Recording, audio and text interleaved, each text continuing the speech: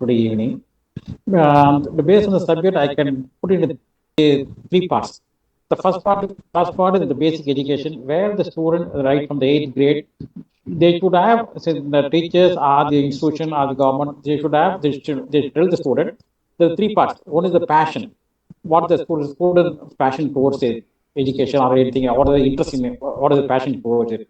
And the second part is what is the talent, inherent talent that student has, because the both need not be same. The talent and the passion need not be the same. And the other thing, what the market is available for you, the job market, what is available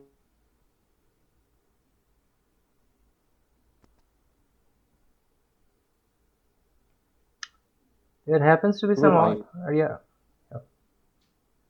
so that once he has to get a job, so that you will tell the student, see, this is your talent. See, the market only requires this kind of job. And the second part is this: there are five stakeholders in the higher education level. One is the government, next is the ministry or the college management, the third is the parent, the fourth is the lecturers or the professor, the fifth is the student. Normally, wherever the consumer is the king, but unfortunately, here the consumer is the student. He is not given the better treatment in the university or anywhere in the go to the either either in the university or in the college. Only few colleges, either the private or the government, state university or state college, are doing a good job. We can't say everyone is doing a good job, because the student was they either after passing out the university or the college, they have to get the talent also from the lecturers. Unfortunately, they are being passed out, but the talent they have acquired from the teachers is very minimum, because teachers are not skilled here. Because we see we open up many number of colleges, and we have recruited only the unskilled teachers in the university and the colleges. Now to expect from the state this kind of teachers to implement their knowledge to the student. Once they pass out, see, they have a degree man, but not skill, not knowledge, anything to go into the job market. And the other thing, based on the Indian population, Indian GDP, 50% of the people are working in the agriculture sector, and 30% in the industry sector, and remaining only in the service sector. But the contribution to the GDP is the agriculture sector is only 17%. So that, but the college we have for agriculture is only around less than 500 colleges. Whereas in case of engineering, we have more than 10,000 colleges throughout in India. And the service sector, the PG, everything, we have more number. See, for example, for law colleges, we have more than 1,000 colleges in India. Whereas for agriculture, we have less than 500 colleges. This is a basic, I think, this is a disparity, because see, when you have more number of agriculture colleges, so that there will be less number of people working in agriculture. And then we'll find out agriculture engineering and agriculture marketing. See, because we huge country, huge population, we can export many of our agriculture product towards the agriculture. That includes also poultry, fishes, everything. So, when I mean agriculture, it's not only agriculture. It's all put together. All the allied products also put together. Poultry, everything is put together. Fishery, everything. So that, see, we have a huge coastal area, but we have less fisheries college here. We have a very huge coastal area, but unfortunately, we doesn't have any number of engineering, like engineering college. We doesn't have any number of fisheries colleges. Marine, we doesn't have any marine engineering. So we can use our coastal area for transportation also, because we doesn't have any transportation by college for that. See, we have to reshuffle everything. And then when I say the stakeholders of fighting, see, I put in another area, the lecturers.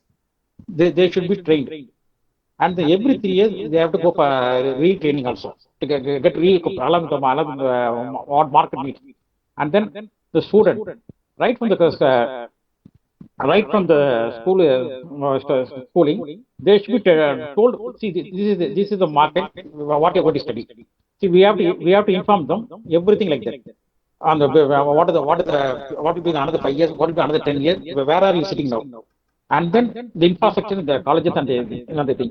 See, we should have better infrastructure. We doesn't have that kind of infrastructure. Where the other Western countries are, some of the well-developed private university, we doesn't have that kind of infrastructure. Another thing, the curriculum, the syllabus. See, it should be most probably every 3 years or 4 years they have been updating. But when you see now the things have been changed. See, we are come to online. Every year they can have a new syllabus. See, what are the see, fundamental they can have retain it. Other thing they can change it every year. See, instead of printing a book and making a textbook, we can put it on online. We can remove everything, and then YouTube is there. See, the teaching methods should be updated. See, we can't rely on the class book teaching alone now. During this pandemic, this is, I think the pandemic has opened many areas for us. That we have to see that student need not listen to class. See, we tape it, or we video it, we can put in the YouTube, and then let us not see suppose see even the Ramanujam, the great mathematician of our century, Nobel laureate, what happened? See, he didn't pass out the degree also because students should given a choice. See, everyone need not study maths or physics or chemistry like that. See, whatever he has an interest, let him study that. See, we have you see that at the minimum 5 subjects he has taken, but need not want the government or the university or the see see either you have interest or not, you should read biology. What is the point of reading biology when he doesn't have any interest in biology? And we are saying he didn't pass the exam. He didn't see how can he pass the exam? See, everyone need not be should go through all these 5 subjects. For example, Raghuman, he didn't pass through any music classes or music college, anything like that. Yeah, Raghuman, for that matter. See, he has got an Oscar award, and he didn't finish his schooling, and he has a college also. See, we see the difference. The knowledge, inherent knowledge is there, and then we have to shape the students. We have to shape the students. See, that is where the lectures come to place. It's not only the textbooks.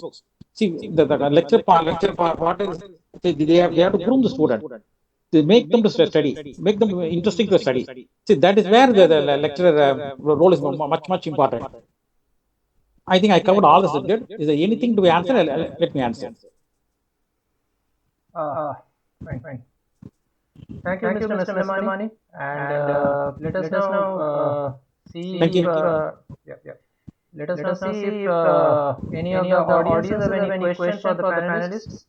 So if anyone has a question, they can unmute themselves at this point of time and can ask any question. Else, we will try to arrive at a particular point where all the panelists agree.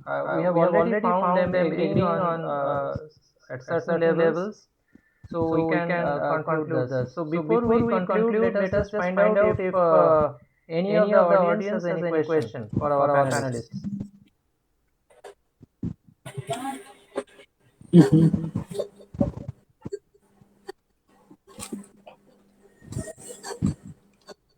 Well, I understand that no one has any question. So I will totally leave it to the panelists now, how they will wish to conclude this session, this talk, and let us have some final thoughts on this topic from each one of you. Anyone can start, and the others can follow. Your final thoughts. Can we start with Dr. Jha? Your final thoughts, sir?